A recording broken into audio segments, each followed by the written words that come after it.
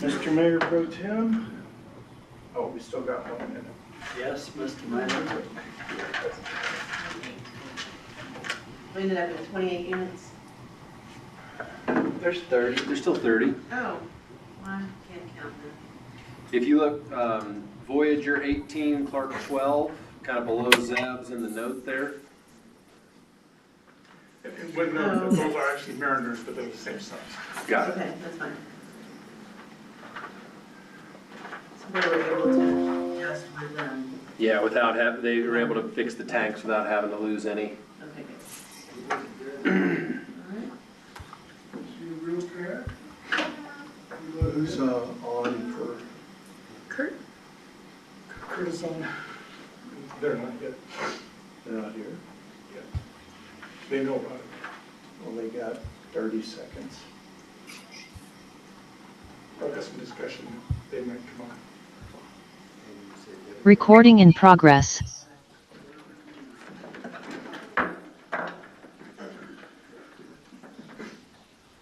I pledge allegiance to the flag of the United States of America and to the republic for which it stands, one nation, under God, indivisible, with liberty and justice for all. Roll call for the record. Mayor Lindsay is not here. Mayor Pro Tem Howe, Here. Councilor Crane, Here. Councilor Weeks, Here. and Councilor Humbert. Here. We have a quorum. You may proceed. Can I get a motion to approve the agenda?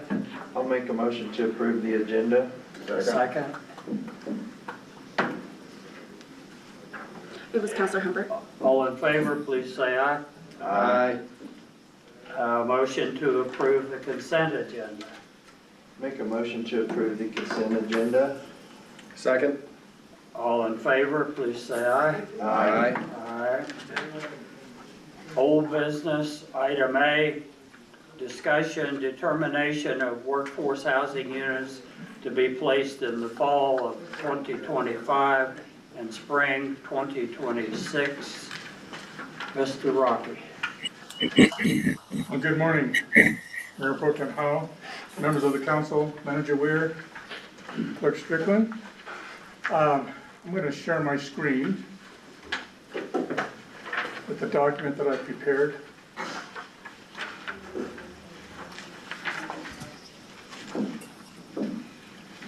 Come on, can you see that okay, or do I need to enlarge it? Can you see it okay on the screen? We can see it okay. Okay, all right, I can see the squares, I can't see what's in them. okay. I think it's in your handout, right? Yeah, it is. It is. Okay, all It's right. still small in your handout. Got to get your magnifiers out. Shaded. Okay.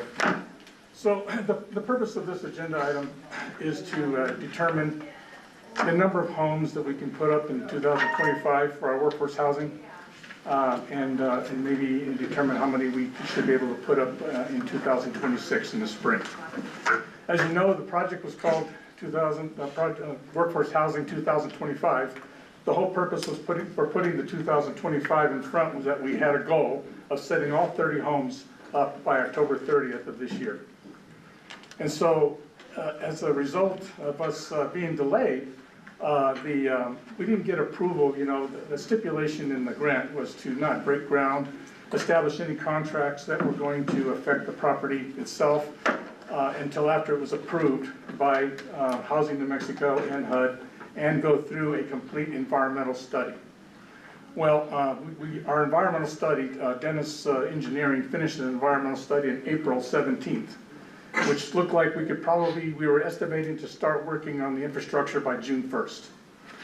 Well, that didn't happen. It took them over 2 months to get through the evaluation of the report from the evaluation study, which passed and everything, by the way.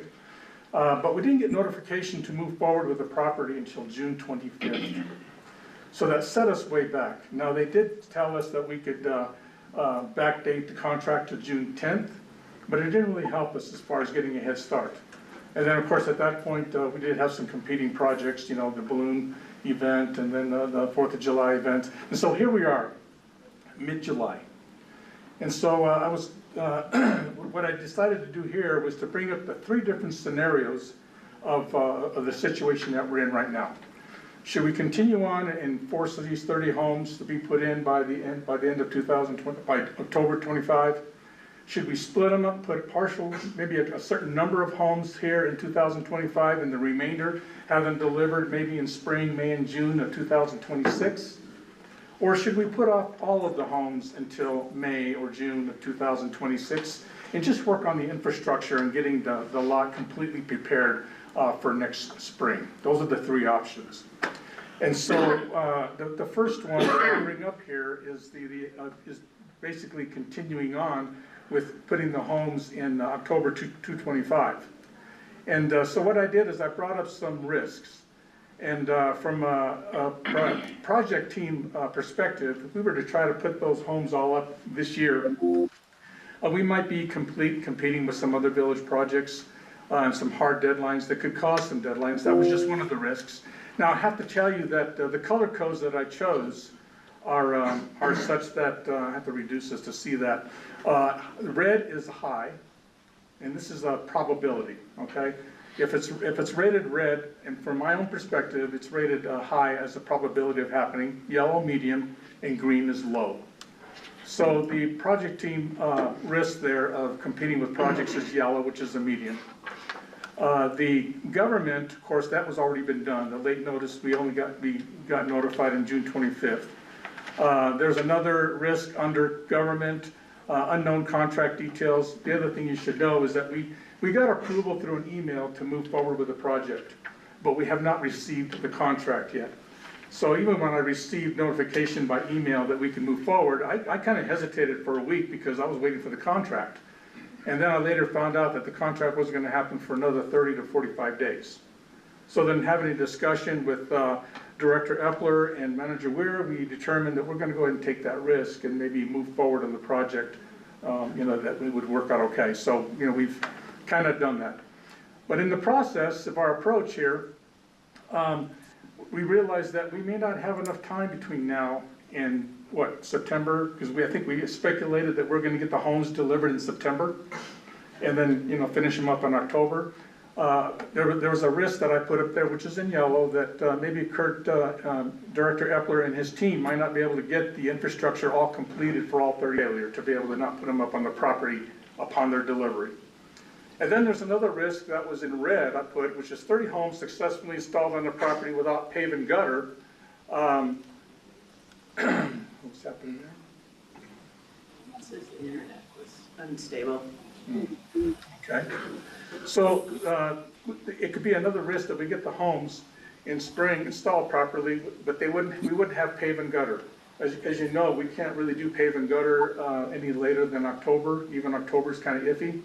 So I was imagining all 30 homes installed on the property without pave and gutter, and what a muddy mess that would bring in the spring. To me, again, it registered as maybe a project failure.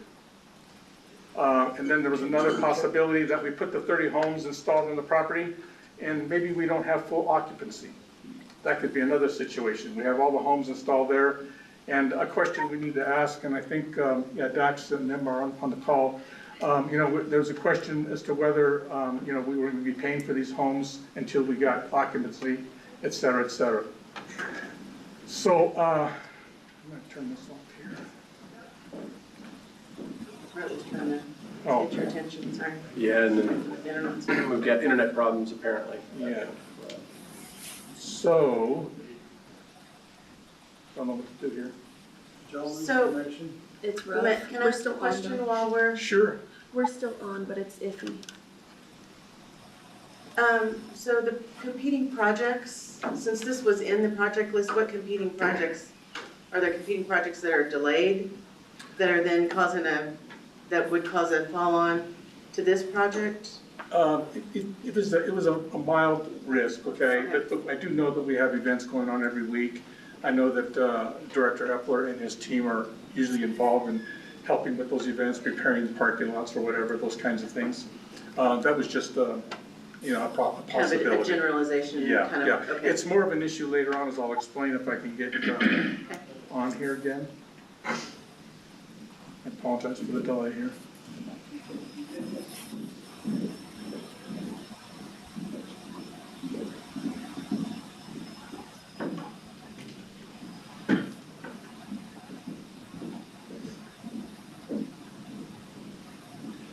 Kurt, all your road graders are headed somewhere. We're watching them drive past as Rocky's flipping something over.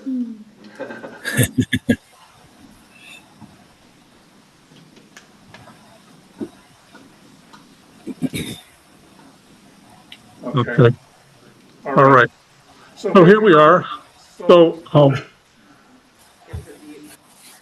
sorry about that.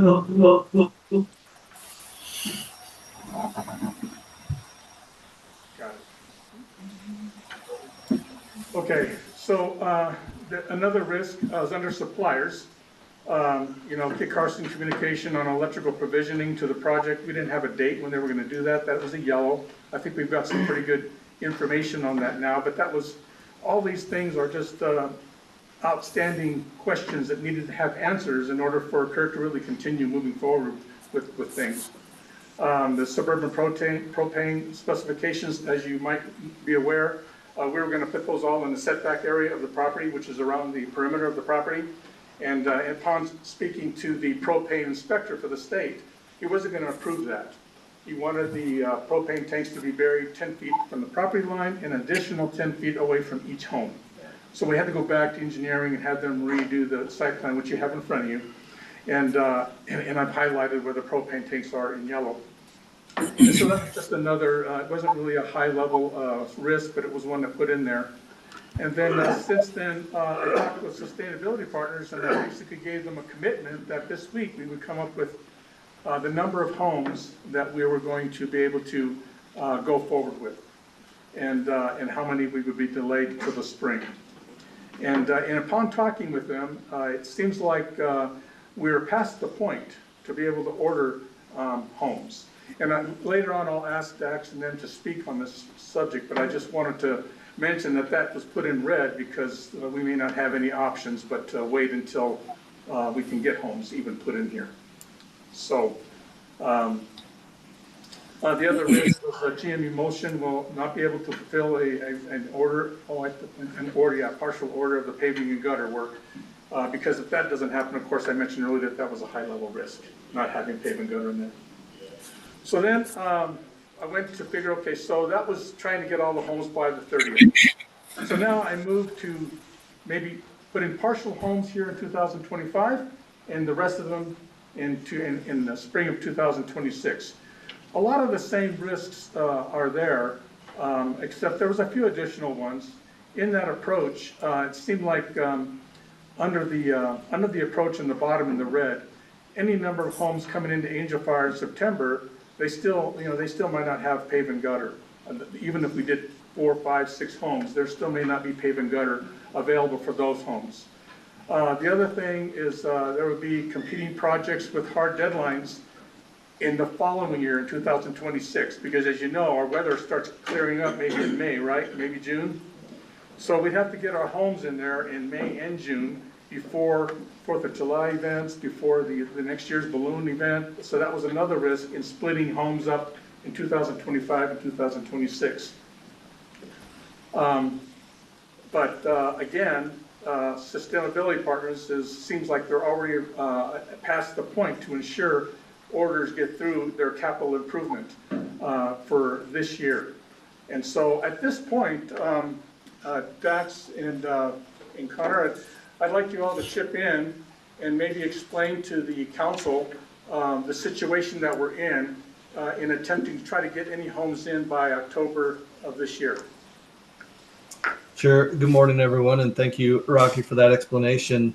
You're absolutely right. The challenge we have is in order to get the capital approved for these things, we have to have all of the contractual documents, the plans and everything laid out so that they can do their due diligence in reviewing everything. And so that we can get the homes ordered on time and delivered and things like that. And based on the timeline that it would take to do all of that before we could get capital out to start the construction on the homes, we're just past the time that it would take to be able to do all of that due diligence, make sure all the contracts are in place and reviewed. And so it would really be,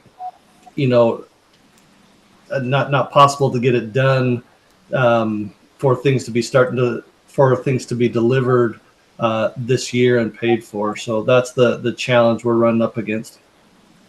So Dax, I have a question. Is there a threshold as far as the number of homes that we could get delivered in October or in September? Right now, it really looks like it, because we'd have to get through that entire process with all of the homes. We'd have to have kind of the entire plan laid out, even if only, just to make up numbers, let's say 5 of them were being delivered now and the rest in the spring. We'd have to understand the scope. We'd have to understand how all of those would need to be, how everything would need to be reviewed and approved, that the site work would be completed so that they weren't, sitting idle or anything like that, and get all of that completed. And then the deposit with the manufacturer and all that type of stuff. So based on what we're seeing, I don't think it would be possible, even if it was a small number, because we've got to go through the same scope of work for the entire amount to be able to even get a quantity for this year, and the rest delayed until next year. We have another question, Dax. Elizabeth? So Dax, you mentioned something about they having to do review and approval. Who is they? So that's our capital source. So Sustainability Partners works with different capital providers, whether they be pension funds or private equity or things like that. We bring the projects to them, and they're the ones that fund it. So as we prepare all the documentation, the contracts, we get the site, the manufacturing specs, and all that type of stuff, and we present it to them. And they go through their investment council and review to make sure that it meets the requirements, their needs, all of that type of stuff. So they is the people that are providing the capital so that we can construct the infrastructure. Would you state your name for the minutes, please? Yes, it's Elizabeth Ricketson. Thank you. Mr. Manager? Mr. Mayor Pro Tem, I would like to note that Mr. Ricketson is the chairman of the Workforce Housing Committee. It seems like at this point, the roadblock is the process that Sustainability Partners has to go through to obtain capital for the acquisition of the units. What I'd like to propose is that for the first units, so we now have approximately $3 million to spend on this project in grant money. And we've estimated that, there's going to be money that left over that we won't need for the infrastructure. We don't need $3 million to complete the infrastructure. And we were going to utilize that additional grant money to buy down units. So my proposal is, since the roadblock, and we have several roadblocks, but one of them is Sustainability Partners' time to bring us contracts. We bypass that and just buy the units ourselves and look at buying 5 to 6 units with our grant money directly, which would be the same effect as buying down the units from Sustainability Partners. I think we could, but one of the big technical hurdles, and I appreciate all the hard work that's gone into this new site plan. The tank delay was kind of towards the end, but the curb and gutter is an integral part of the drainage on this lot. And so I guess that's the question is, the other big technical hurdle is, does it make sense to put any homes on this site before the curb and gutter is adequate? I would like Director Epler to respond to that. Councilor Crane, that's a really good point. But on the site plan, you'll see as you turn in off of Highway 434, past the Zebediah's property, and you see the first 6 units on the left, that area is not as impacted by drainage as when you make the left turn and head up south, where you have the detention ponds, the curb and gutter element, everything to manage the drainage. On my end, I feel that it's doable to place those first that first cluster of homes on the left, because that area in particular is not as heavily impacted by drainage. And how, just from a contract complexity perspective, so we would essentially be splitting the contract into two, one of homes to be purchased directly by the village and another homes to be purchased through sustainability partners? Mr. Mayor Pro Tem, I'm not sure what you mean by splitting the contract. We would simply, and I haven't had a chance to confer with the people from Sustainability Partners, and so I don't know what their perspective is on this, but we would simply be buying the first 5, and then we would be contracting with them for the rest of it. We would own the first 5, and they would own the next 25, and we would be leasing from them. And, it's not a preferred way to move forward, but I'm just trying to figure out some way to get some units in there. And to be honest with you, Mayor Pro Tem and Council, if we got all 30 units in October, my concern is that many of those units are going to sit idle. We do have the demand to fill them eventually, but that's going to take time. People have leases that they're going to have to expire. People have other arrangements. They're going to have to move their kids potentially from one school district to another. And so I think all of those natural processes of people moving from one location to another, I think my estimate, it's going to take months. So actually for us to have the first 5 out there, or 6, I'd even like to keep one unrented as a display unit, so we can bring people in that are interested and say, hey, here's what you're going to get. Because if we start pursuing 30 units all within, say, a 5 or 6 week period being installed, that process itself is going to be relatively chaotic. And, I don't know how people are going to feel about renting a unit when all they've seen is pictures of it. They haven't walked into it. So I actually think there are some advantage to us to do the first 5 or 6 and buy them ourselves. That way that gives Sustainability Partners plenty of time to go through the process they need to go through. And we could, rent some and have one that I would recommend, that first one, that we just hold it without renting it so we can use it like, when you go into a new housing addition, they always build the first house and they don't sell it until the end. Have a model. Model home, so I think that might make sense. And then through the winter, we could use that model home to start lining people up so that people are ready to move in, and actually even do contracts with them and process all that paperwork from our end, so that come May, hopefully, the units are delivered and people are ready to move in and have a tighter schedule. I think it's a fairly elegant solution to a technical and weather-based problem, I guess. In the order of operations here, is there anything we see? So I'm assuming obviously we wouldn't, those 6 homes, because of their spot, the curb and gutter would not need to be done, but the infrastructure is going to still have to be done, the overhead power, like there's still several things that have to be done before a C of O could happen, even on those partial count, right? That is correct. And again, I think Director Epler is the individual that could properly explain what he would go through in order to assure that that got accomplished. Yeah, so ideally we would want all of the underground infrastructure put in throughout the whole project. The water service does come from Highway 434, and sewer service tie-in does go to Highway 434.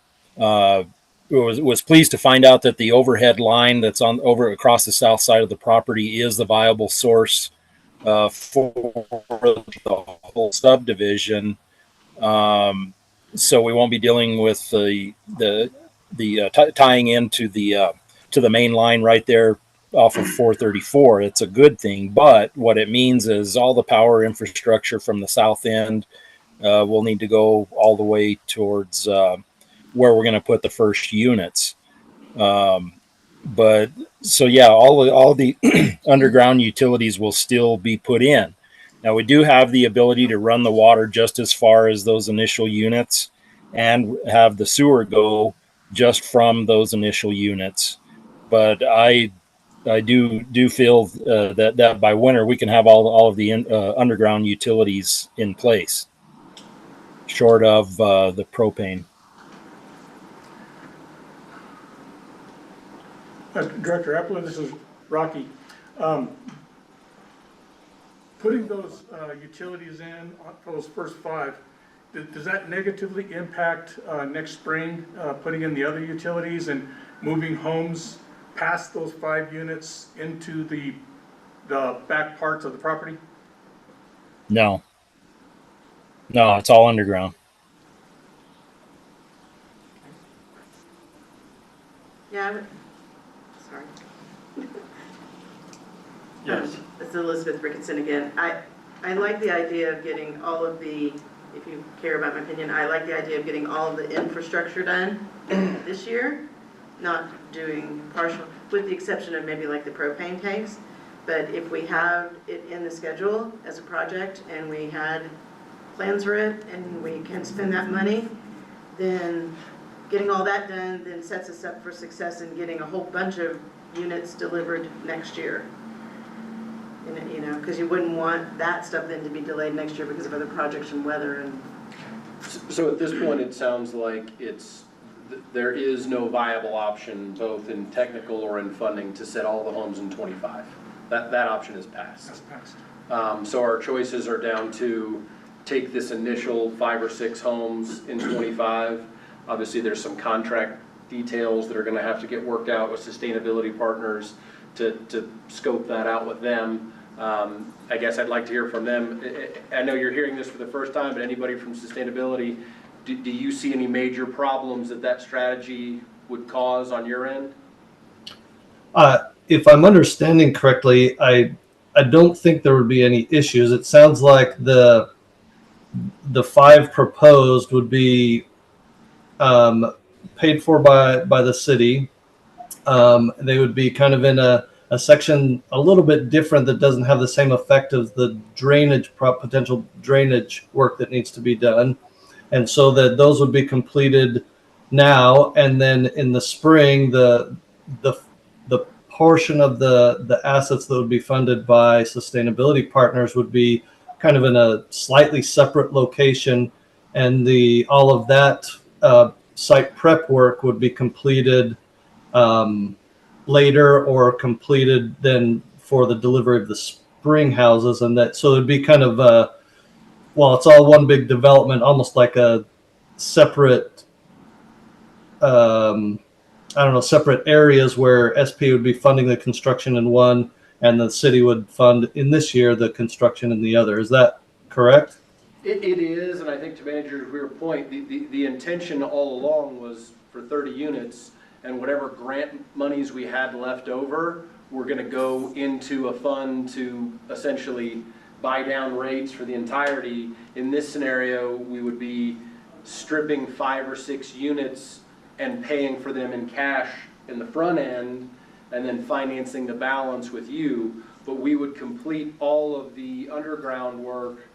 And if I misunderstood, Director Epler, I apologize. The intention would be for us to complete all of the underground work in 2025, set 5 or 6 units that are wholly owned by the village in 2025, and then circle back where appropriate in spring of 2026 to finance and set the remainder of the unit through sustainability partners. Is that essentially correct? So, Kurt, I don't know, I don't want to speak for you, but my understanding, Councilman Crane, is that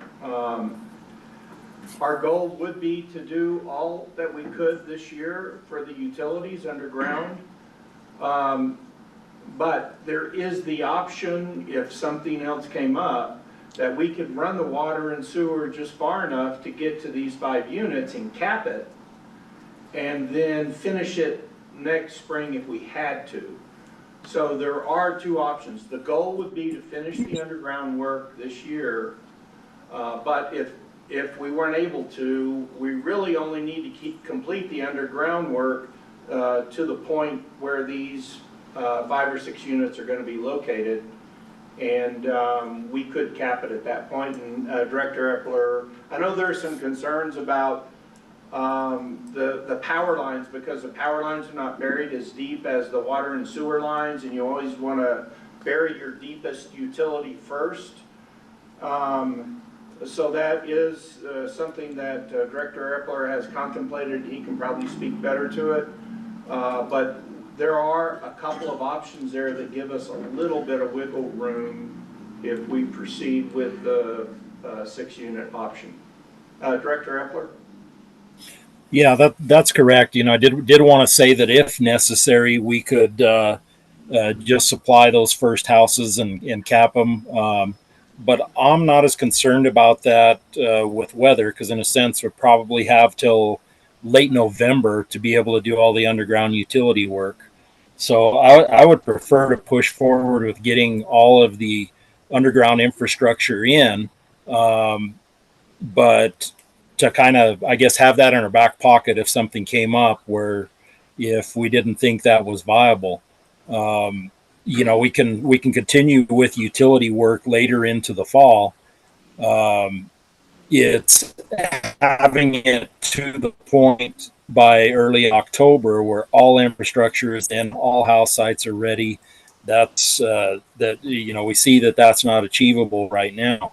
It's not I don't see it as it wouldn't be my first goal to say, okay, we're just going to go in and run the water and sewer up to this point, bring the power around, and boom, we're ready to go. I would prefer to move forward completely with the underground utilities and try to get, particularly the main lines that are going to be under the road, get all of them in. We just need to get them in this fall.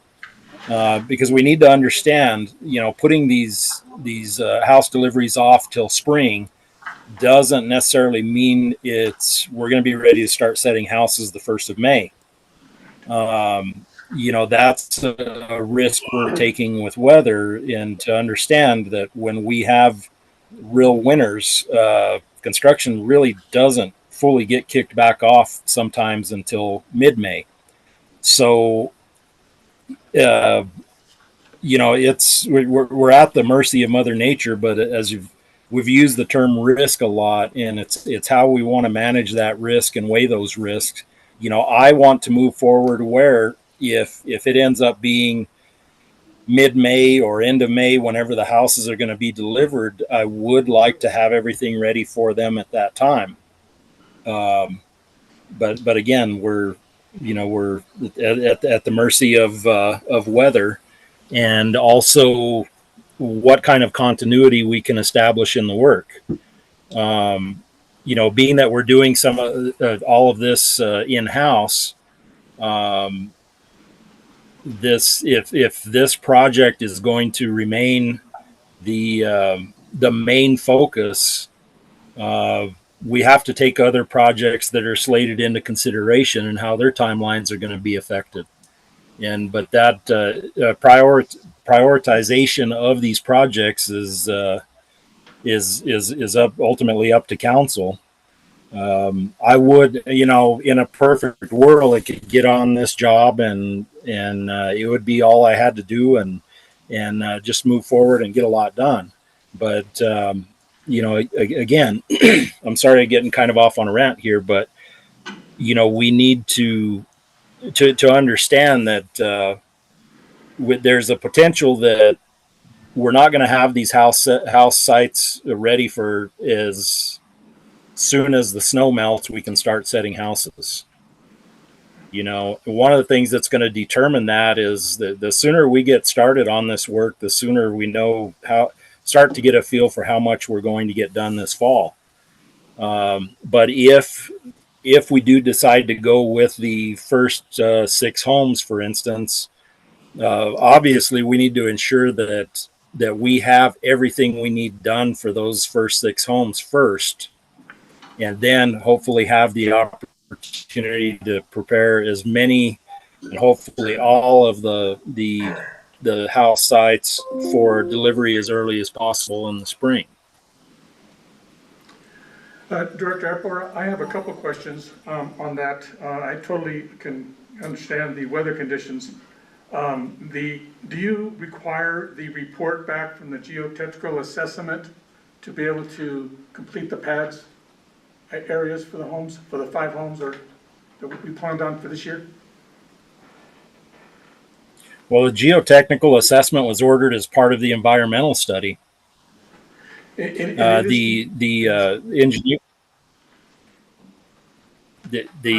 engineering firm did not. Go ahead. Yeah, so Sorry. So you're not dependent on that report? I don't know. Yeah, the geotechnical survey that was done, to my knowledge, none of that information comes into play as far as the design of the building sites. I do want to add, I don't have a clear design on what the building sites consist of. Are they to be put on engineered fill? What type of foundation they have? There's some things that have not been decided on.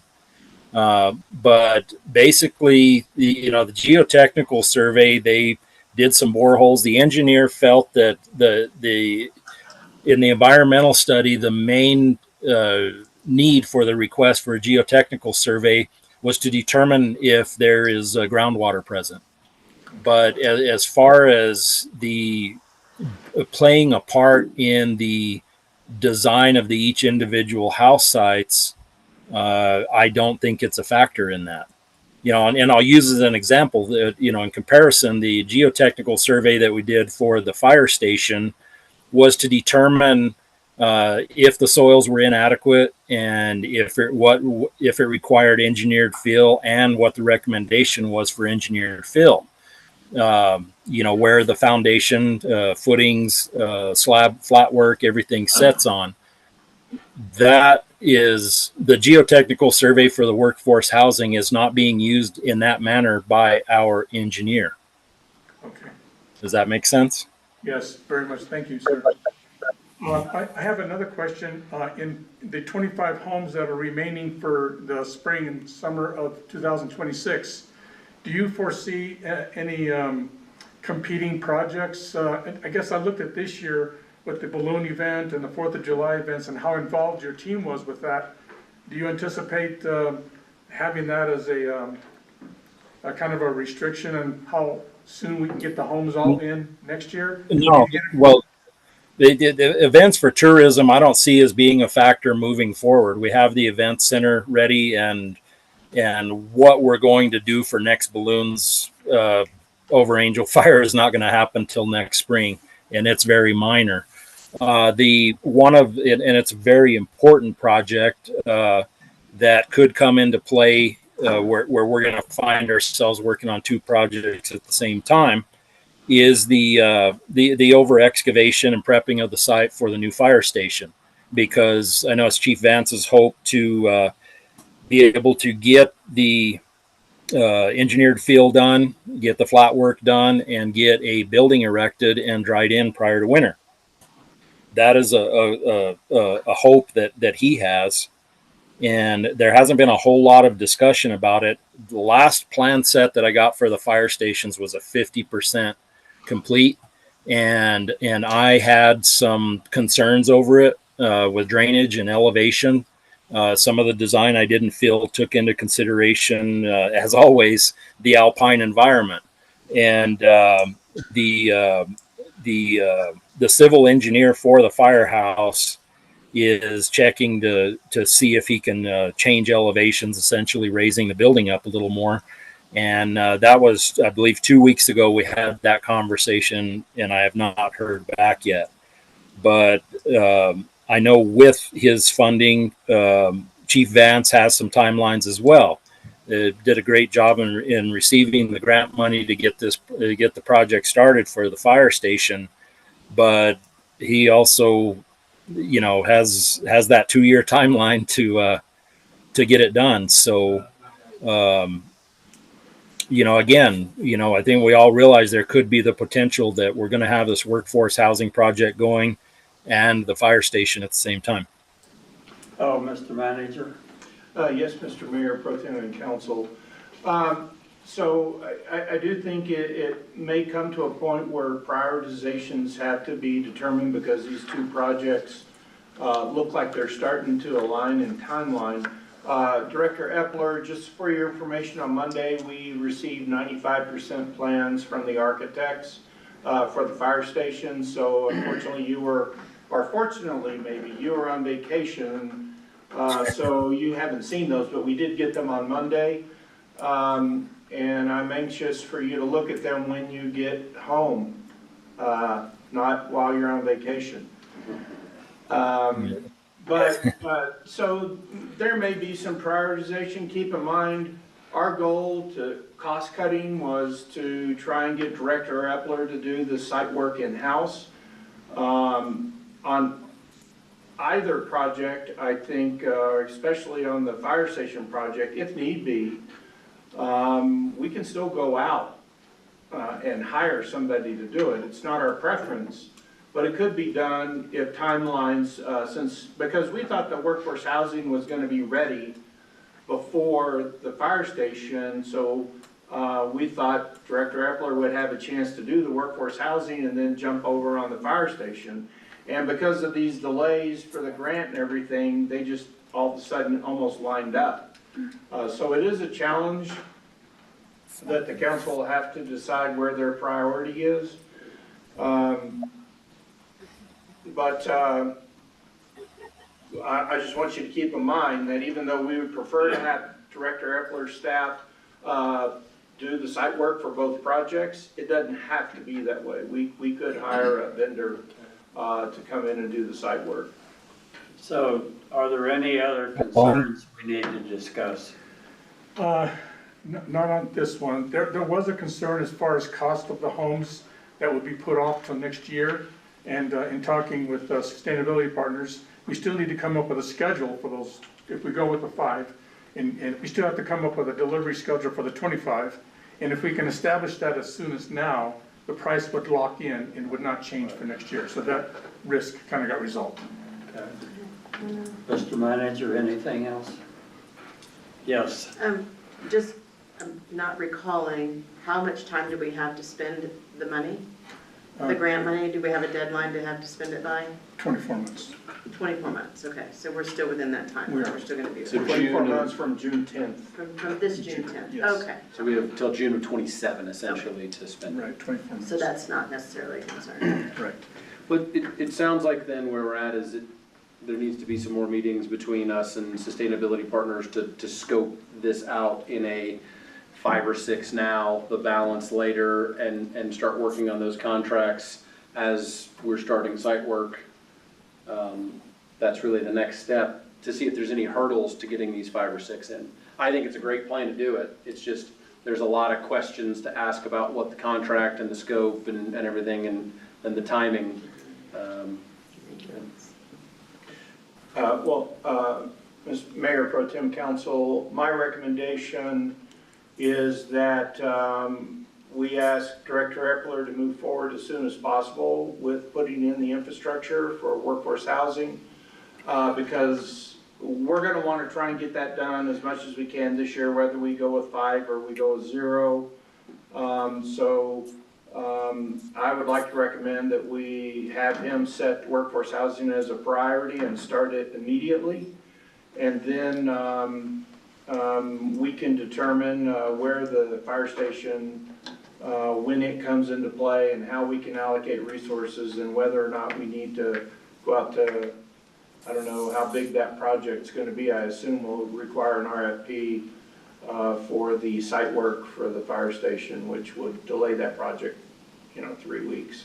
Okay, can we structure a motion then? I'll give it a shot if you want. Yes. So on item A, I will make a motion to move forward with the plan to set a partial, whether it's 5 or 6 to be determined, number of housing units this year if possible, that we immediately begin work on site for all of the underground and infrastructure work, and begin work on issuing a contract or drafting the contract with sustainability partners to those specifications, that the balance of the units would be spring 26 with the site work hopefully completed in 25. Mr. Manager, does that contain everything? And Rocky? All right, can I get a Second that. second? Roll call vote on item A. Mayor Pro Tem Howe, Aye. Counselor Crane, Aye. Counselor Humbert, Aye. and Counselor Weeks. Aye. Motion passed. Thank you. All right, item B, discussion approve workforce housing site plan. Okay, so in front of you, you do have a larger scale map of the site plan, okay? And I think the council, I believe, has already approved it once, but I'm bringing it up again because there's the change of the location for the propane tanks, which I explained earlier. So basically, it's just asking your approval to move forward with what you have in front of you there. I got one question, are we going to be putting a sewer and water manhole on, on this, where the road turns for future properties in the back to tap into? Tractor.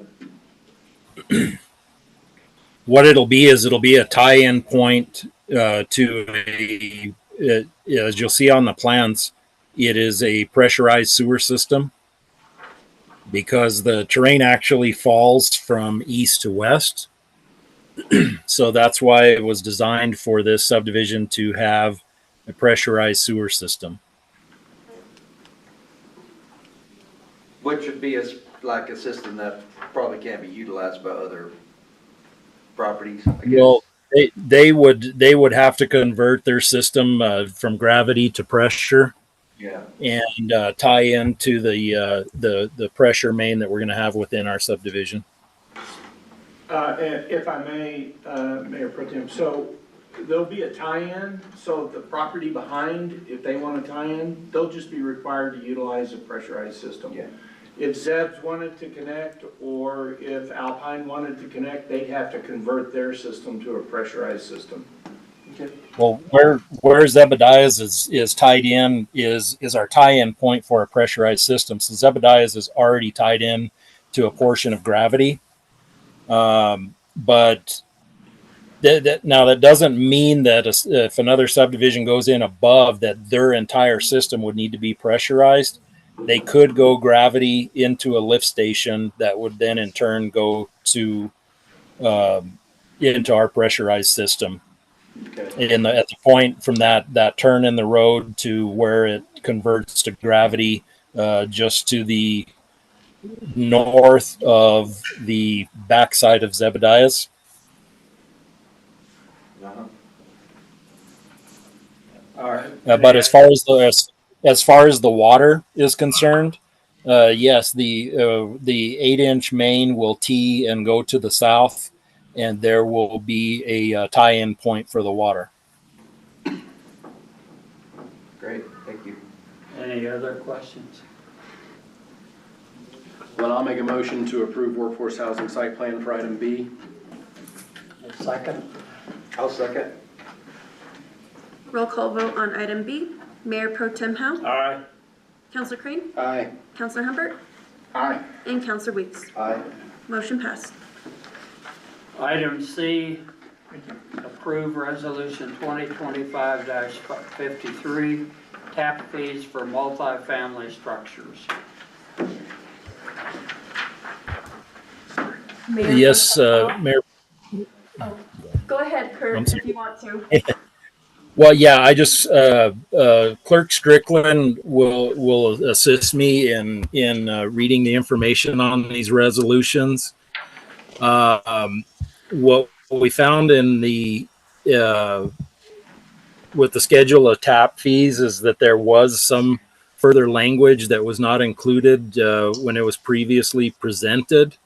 And basically what this is ensuring that all that information is there with the correct fee changes.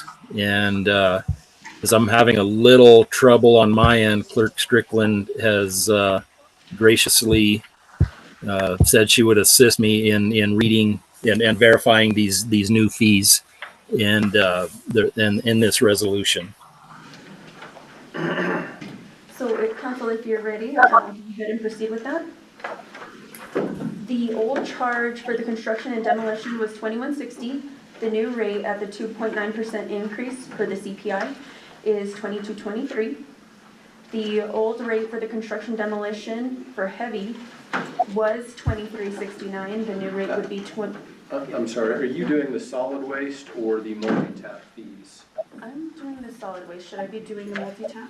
Yes, you're an item Yeah. ahead. I'm an item ahead. I apologize. That's okay. Let me grab the correct item. I had them out of order. So for this one, a paragraph was omitted.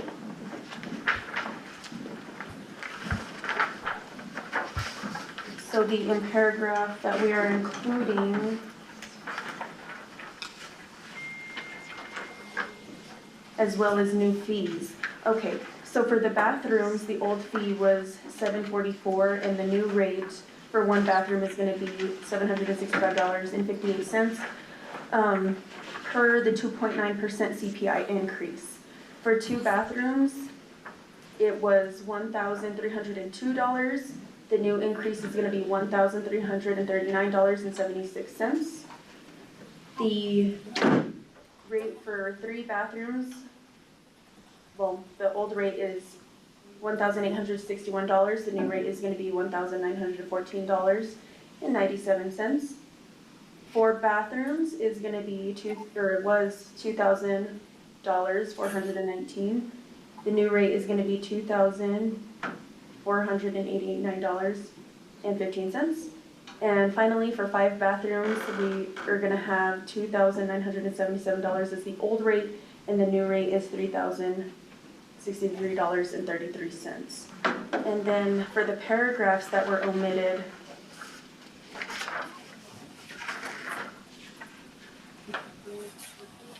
there's a section here.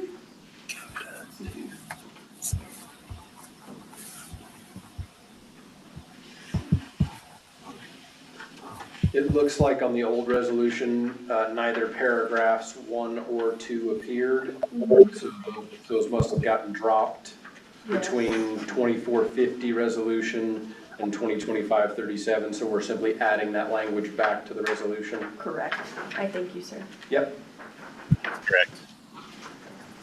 And that was for resolution 2025-53. I'll stand for any questions. Okay. No? Can I get a motion? Make a motion to approve resolution 2025-53, cap fees for multifamily structures. I'll second. Roll call vote on item C. Mayor Pro Tem Howe, Aye. Councilor Crane, Aye. Councilor Humbert, Aye. and Councilor Weeks. Aye. Motion passed. Next item D, approve resolution 2025-54, solid waste transfer rates.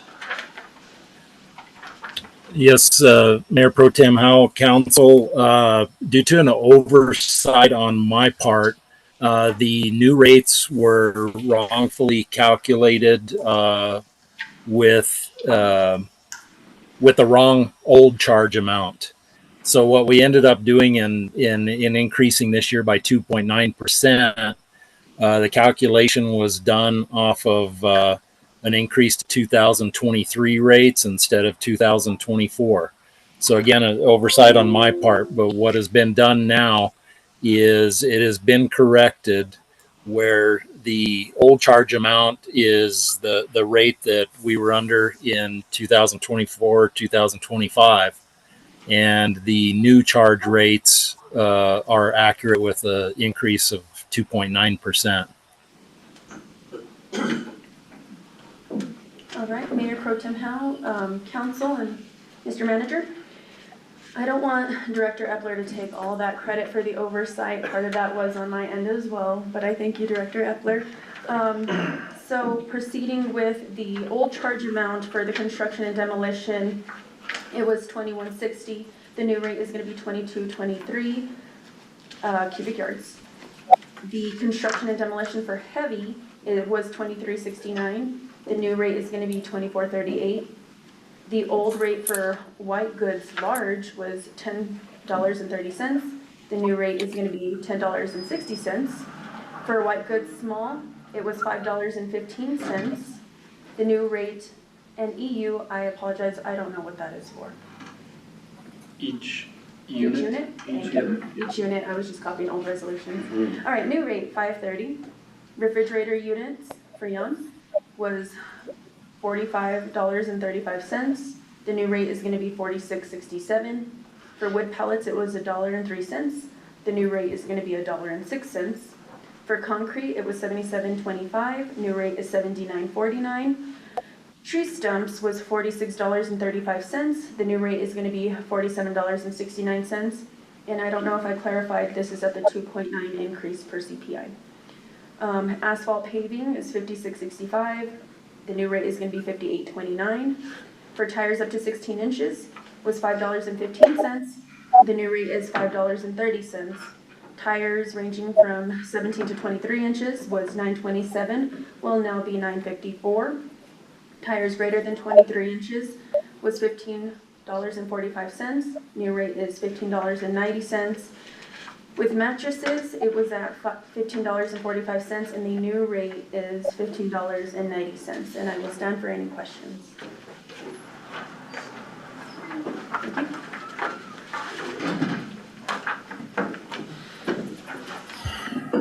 Okay. No questions? I'll make a motion to approve resolution 2025-54 solid waste transfer fees. Second? Roll call vote on item D. Mayor Pro Tem Howe. Aye. Councilor Crane. Aye. Councilor Humbert. Aye. And Councilor Weeks. Aye. Motion passed. Item E, discussion approve amendment professional services agreement for airport transfer service. Yes, Airport Jim Howe, members of the council, Manager Weir. What you have in front of you is amendment number 1 for a professional service agreement for the airport sponsored transfer services. And so what's this contract amendment is proposed to Du Bois and King. Some background information is that the village is in the process of terminating a contract with Molson and Corbin, who was originally contracted with the airport to get us a sponsorship of the airport. Primarily the reason is faulty work, lack of progress with the airport grants. As you know, we've been working quite a long time for that. Making suggested changes to the airport site plan, commonly known as Exhibit A, which is the airport layout plan, which includes all the meets and bounds. That has been submitted to the FAA for approval and been rejected at least 2 or 3 times. Unfortunately, the FAA has rejected their changes, and now we're nearing the end of the grant period, we still don't have an airport site plan approved by the FAA. So the village now requests the council to approve this amendment to Du Bois and King for professional services to take over the airport transfer service. And the amendment will add another $55,000 to the existing contract, making a total amount of $150,000 for the contract. The $55,000 that's added will cover the base map preparation, inventory of existing facilities, and updating the runway data table, as well as submitting those recommendations to FAA for review and hopefully approval. Do we have any recourse on the previous vendor for non-performance? Mr. Mr. Manager. Mayor, Pro Tem Council, we will not, this $55,000 is money we would have paid them. And we're now, I don't know that there's recourse for the delays they've caused, which is a couple of months in this process. But we will not be compensating them for the work that they did. and that money is now being moved from their contract to this contract.